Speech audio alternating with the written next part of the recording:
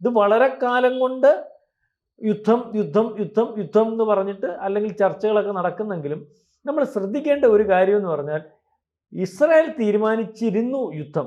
അതിൻ്റെ അല്ലെങ്കിൽ അവസാനഘട്ട ചർച്ചയായിരിക്കും ഒരു പക്ഷേ കഴിഞ്ഞ ദിവസങ്ങളിൽ ആഴ്ചകൾക്ക് മുമ്പ് ഈ നെതന്യാഹു അമേരിക്കൻ പ്രസിഡന്റുമായിട്ട് നടത്തിയ ചർച്ച. അതായത് ഒരുക്കങ്ങൾ, ഞങ്ങൾ തയ്യാറാണ്, ഞങ്ങൾക്ക് എന്തൊക്കെ ചെയ്യാൻ സാധിക്കും എന്ന് ഒരുപക്ഷെ അമേരിക്കൻ പ്രസിഡന്റിനെ ധരിപ്പിച്ചിട്ടുണ്ടാവും. ഇനി അടുത്ത ദിവസം തിങ്കളാഴ്ച അമേരിക്കയിൽ നിന്ന് ഉള്ള ദൂതൻ അല്ലെങ്കിൽ ഇസ്രായേൽ എത്തുന്നു എന്നുള്ള വാർത്ത വന്നുകൊണ്ടിരിക്കുകയാണ്. അപ്പം കഴിഞ്ഞ ദിവസങ്ങളിൽ അല്ലെങ്കിൽ ചർച്ചയ്ക്ക് ശേഷം നടക്കുന്ന ഡെവലപ്മെൻറ്റ്സ്, കപ്പലുകൾ യുദ്ധത്തിന് സജ്ജമായിട്ട് ഏറ്റവും ഇറാനുമായിട്ട് അടുപ്പിക്കുന്നു അമേരിക്ക.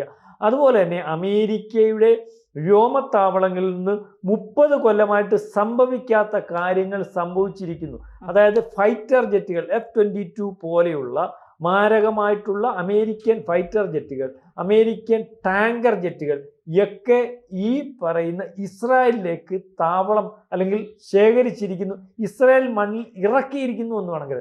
ഇത് അമേരിക്കൻ വ്യോമത്താവളങ്ങളിൽ ഹോൾഡ് ചെയ്യാറാണ് പതിവ്, അവിടെ നിന്ന് പറന്ന് പൊങ്ങാറാണ് പതിവ്, അവിടെ നിന്ന് യുദ്ധം നടത്താറാണ് പതിവ്. പക്ഷേ 30 കൊല്ലത്തിനപ്പുറം ഈ പറയുന്നത് പോലെ ഇന്നലെ ഇത് സംഭവിക്കുമ്പോൾ ലോകത്തിനെല്ലാം അറിയാമായിരുന്നു യുദ്ധമുണ്ടാകും. അതിനകത്ത് ഇസ്രായേൽ ഏറ്റവും അവസാനത്തെ ഒരുക്കത്തിൻ്റെ ഭാഗമായിട്ടാണ് ഇത്തരത്തിൽ ടാങ്കർ വിമാനങ്ങൾ, ഒരുപക്ഷെ അമേരിക്കയുടേത്, അല്ലെങ്കിൽ ഫൈറ്റർ ജെറ്റുകൾ, ഏറ്റവും ഈ സ്റ്റെൽത്ത് ഫൈറ്റർ ജെറ്റുകൾ എന്ന് പറയുന്ന ജെറ്റുകൾ F-22 ഉൾപ്പെടെയുള്ളത് ഈ ഇസ്രായേൽ മണ്ണിലേക്ക് എത്തിക്കുന്നത്.